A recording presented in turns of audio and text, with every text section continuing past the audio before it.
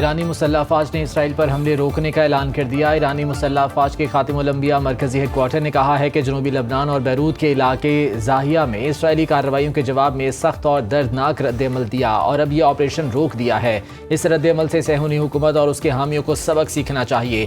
खातिमुल अंबिया मरकजी हेडक्वार्टर के मुताबिक अगर जारहियत और मजालिम का सिलसिला जारी रहा तो उससे कहीं ज्यादा सख्त और तबाहकुन इक़दाम किए जाएंगे।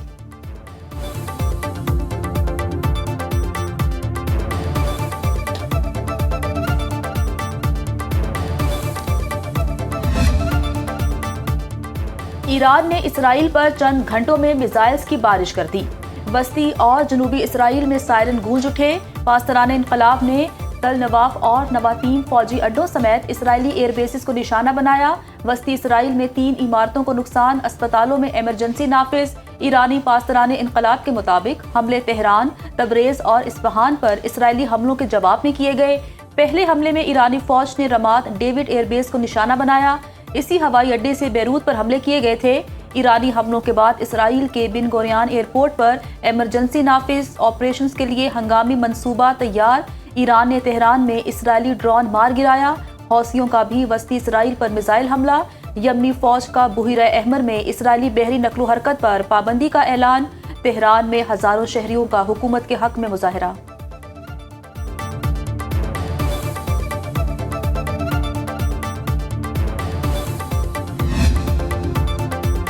डोनाल्ड ट्रंप के मना करने के बावजूद इसराइल का ईरान पर हमला। तेहरान, तबरेज और इस्फहान में ईरानी तंसीबात पर हमले। इसराइली फ़ज़ाइया ने जनूब मगरबी ईरान में पेट्रोकेमिकल प्लांट को निशाना बनाया। प्लांट को जुज़वी तौर पर नुकसान पहुंचा।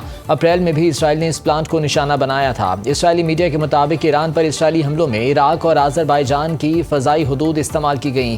तेहरान और करज पर हमलों के लिए बहिरा कैस्पियन का रास्ता अपनाया गया। इसराइली जंगी जहाज़ आज़रबाईजान की फ़ज़ाई राहदारी से ईरान में दाखिल हुए। तबरेज, खुरमाबाद और किरमान शाह पर हमले इराकी फ़ज़ाई हदूद से किए गए। आज़रबाईजान की अपनी फ़ज़ाई हदूद ईरान पर हमले के लिए इस्तेमाल होने की तरदीद। इसराइली वज़ीर आज़म नेतन्याहू ने सिक्योरिटी काबीना का इजलास तलब कर लिया।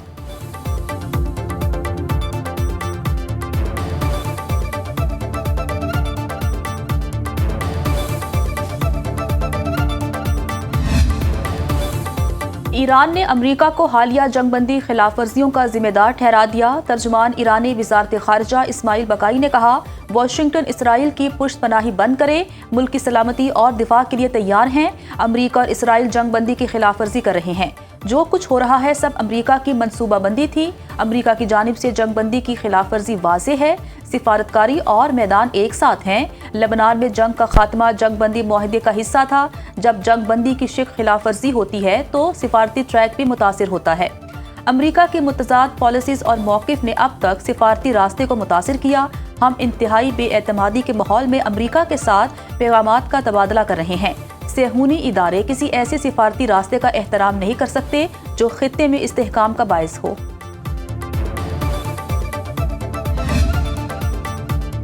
अमरीकी सदर का ईरान और इसराइल से एक दूसरे पर हमले फौरी तौर पर रोकने का मुतालिबा। इससे पहले सदर ट्रंप ने कहा था कि तेहरान ने अपने मिसाइल दाग दिए, बस इतना काफ़ी है।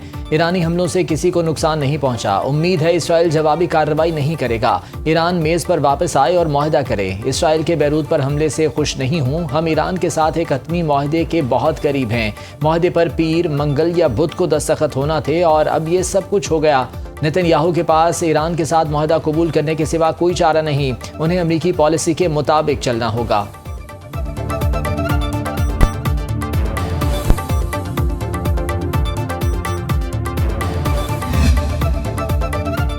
लेबनान पर जारहियत बर्दाश्त न करने के ऐलान के बाद हमलावरों को भरपूर जवाब दिया। ईरानी सुप्रीम लीडर के मुशीर मोहसिन रज़ाई कहते हैं, कार्रवाई जारहिया कुव्वतों की शरपसंदी रोकने के लिए वाज़ेह वार्निंग है। दुश्मन की किसी भी नई हरकत का जवाब पहले से ज्यादा तबाहकुन होगा। ईरानी पासदाराने इनकलाब का कहना है, इसराइल लेबनान पर हमले रोक दे वरना नताइज मजीद तबाहकुन होंगे। जारहियत दोहराई गई तो जवाब मजीद वसी होगा। खित्ते में अमरीकी और इसराइली अहदाफ को निशाना बनाया जाएगा। जंगबंदी की कबूलियत इस शर्त पर थी कि तमाम महाजों पर सीज फायर हो। अमरीका और इसराइल ने अपने वादों पर अमल नहीं किया।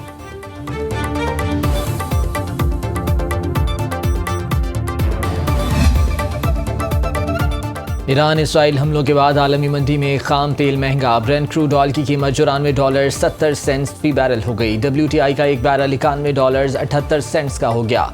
गोल्ड मार्केट में सोना $4,358 फी आउंस में फरोख्त। पाकिस्तान में सोना ₹3,094 सस्ता। एक तोला $4,52,233 रुपये का हो गया। पाकिस्तान स्टॉक मार्केट में मंदी का रुझान। 100 इंडेक्स में 1525 पॉइंट्स की कमी, 1,68,953 की सतह पर बंद।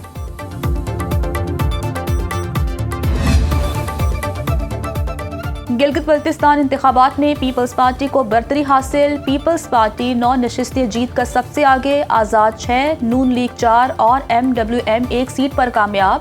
15 नशिस्तों पर उम्मीदवार खड़े करने वाली इस्तेहकाम पाकिस्तान पार्टी के तमाम उम्मीदवार हार गए। 24 में से 20 सीटों की गैर हतमी गैर सरकारी नताइज आ गए। 12 हलकों का फॉर्म 47 जारी। GBA 14 अस्तोर और GBA 9 स्कर्दू के नताइज रोक दिए गए। पीपल्स पार्टी ने नगर में तमाम मुखालिफ सियासी जमातों का सफाया कर दिया। दोनों सीटें जीत कर क्लीन स्वीप। स्कर्दू में भी 4 में से 3 सीटों पर पीपल्स पार्टी फाहते। साबिक वज़ीर आला मेहदी शाह के बेटे सैयद तौकीर मेहदी जीत गए। नून लीग के साबिक वज़ीर आला हाफिज नईमुर रहमान कामयाब। साबिक वज़ीर आला हाजी गुलबर खान अपनी सीट ना बचा सके। तहरीक इंसाफ के साबिक वज़ीर आला खालिद खुर्शीद की वालिदा हार गई। मजलिसे वहदतुल मुस्लिमीन के मोहम्मद काज़म मीसम जीत गए।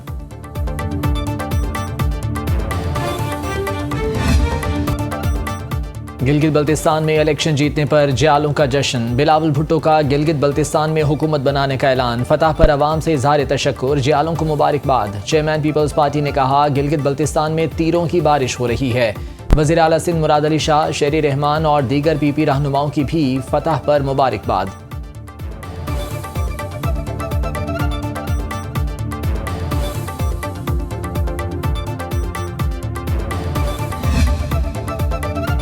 वज़ीर आज़म की गिलगित बल्तिस्तान में पीपल्स पार्टी की फतह पर सदर जरदारी और बिलावल भुट्टो को मुबारकबाद। शहबाज शरीफ का शफाफ, पुरअमन और सियासी सरगर्मियों से भरपूर इलेक्शन के नकात पर आवाम को खिराज तहसीन। वज़ीर आज़म ने कहा, Pakistan Peoples Party Gilgit Baltistan election में अक्सरियती सियासी जमात के तौर पर सामने आई। नून लीग के कामयाब उम्मीदवारों को मुबारकबाद पेश करता हूँ जिन्होंने अच्छा मुकाबला किया। इलेक्शन कमीशन ने शफाफ और गैर जानिबदार इलेक्शन यकीनी बनाया जो काबिल सताइश है।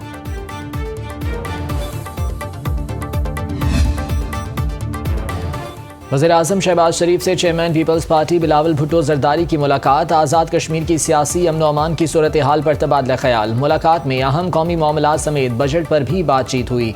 बिलावल भुट्टो ने कल नायब वज़ीर आज़म इसहाक डार से मुलाकात में सिंध के तरक्याती बजट पर पीपल्स पार्टी के तहफ़्फ़ुज़ात से आगाह किया था। बजट पर पीपल्स पार्टी के तहफ़्फ़ुज़ात दूर करने के लिए ऐवान सदर में अहम इजलास होगा। ज़राए के मुताबिक सदर आसिफ जरदारी और वज़ीर आज़म शहबाज शरीफ में मुलाकात होगी। नायब वज़ीर आज़म इसहाक डार ऐवान सदर जाएंगे। वज़ारत खजाना के हुकाम भी मुलाकात में शरीक होंगे। बिलावल भुट्टो, वज़ीर आला सिंध मुराद अली शाह, नवीद कमर और शेरी रहमान शिरकत करेंगी। दोनों जमातों में बजट और दीगर उमूर पर बातचीत होगी।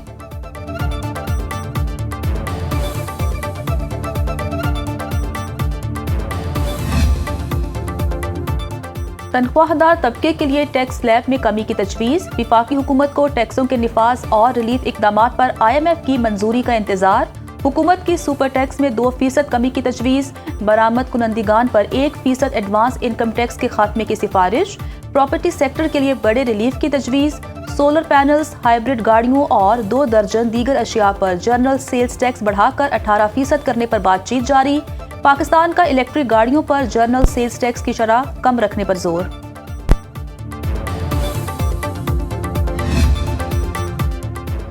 FBR का टैक्स हदफ 15,264 अरब रुपए मुकर्रर करने पर गौर। हुकूमत की IMF को तमाम अशिया पर 18% सेल्स टैक्स की यकीन दहानी। इलेक्ट्रिक व्हीकल्स पर 1% सेल्स टैक्स को बतदरीज बढ़ाने की तजवीज़। हाइब्रिड गाड़ियों और लैपटॉप्स पर 18%, जूतों और कपड़ों पर सेल्स टैक्स 5 से बढ़ाकर 18% करने की तजवीज़। तंबाकू पर फेडरल एक्साइज ड्यूटी में इजाफे का इम्कान। ट्रैक्टर्स, पोल्ट्री फीड, सोलर और स्टेशनरी पर सेल्स टैक्स 10 से बढ़ाकर 18% करने की तजवीज़।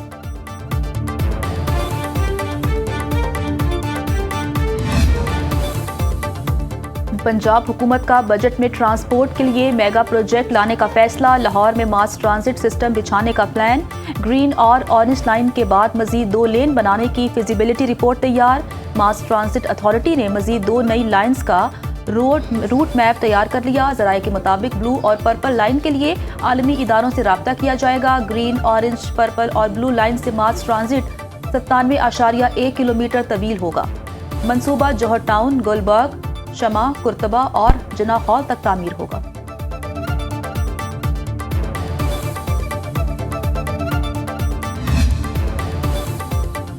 खैबर पख्तूनख्वा के ज़म अजला में सनतों पर सेल्स टैक्स 10 से बढ़ाकर 18% करने की तजवीज़। ज़राए के मुताबिक साबिक कबायली इलाकों के लिए इनकम टैक्स इस्तिस्ना ख़त्म करने की सिफारिश। स्टील, प्लास्टिक, घी, चाय और मार्बल मसनूआत पर सेल्स टैक्स 18% करने की तजवीज़। मशीनरी दरामद पर सेल्स टैक्स 10 से 18% करने की तजवीज़। नून लीग और PTI अरकान कौमी असम्बली की रियायत जारी रखने की कोशिशें।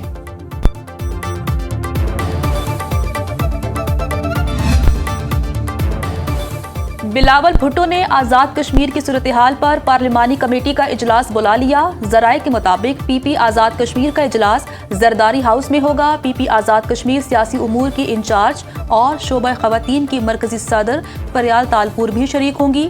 इजलास में आज़ाद कश्मीर की सियासी सूरत हाल का जायजा लिया जाएगा।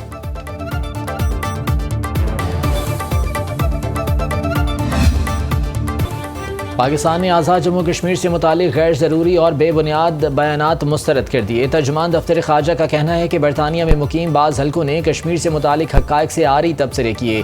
पाकिस्तान और आज़ाद कश्मीर के अंदरूनी मामलात में मुदाखलत से गुरेज किया जाए। पाकिस्तान दीगर ममालिक के अंदरूनी मामलात में अदम मुदाखलत के उसूल पर यकीन रखता है। ये तबसरे तारीखी पस मंज़र से नावाकिफ़ हैं। इस तरह के बयानात और तबसरे हक़ाइक़ को नज़रअंदाज करने की अक्कासी करते हैं।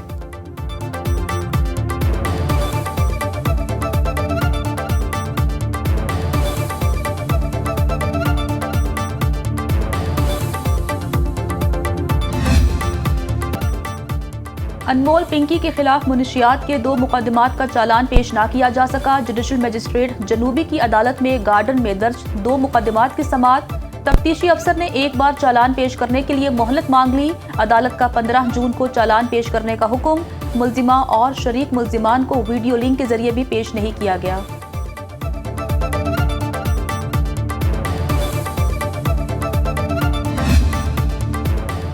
साकिब चद्दड़ और मोमिना इकबाल केस नया रुख इख्तियार कर गया। नून लीगी MP ने अदाकारा के खिलाफ थाना भुआना में इंदराज मुकदमा की दरख्वास्त जमा करा दी। मोमिना इकबाल की बहन रिमशा इकबाल के खिलाफ अमानत में खयानत का इल्ज़ाम। दरख्वास्त के मुताबिक रिमशा इकबाल ने ऑस्ट्रेलिया जाने के लिए साकिब खान चद्दड़ से लेकर 39 लाख रुपए बैंक में रखवाए। साकिब चद्दड़ ने 41 लाख रुपए कैश भी दिया। रिमशा इकबाल के खिलाफ मुकदमा दर्ज करके रकम वापस दिलाने की इस्तदा।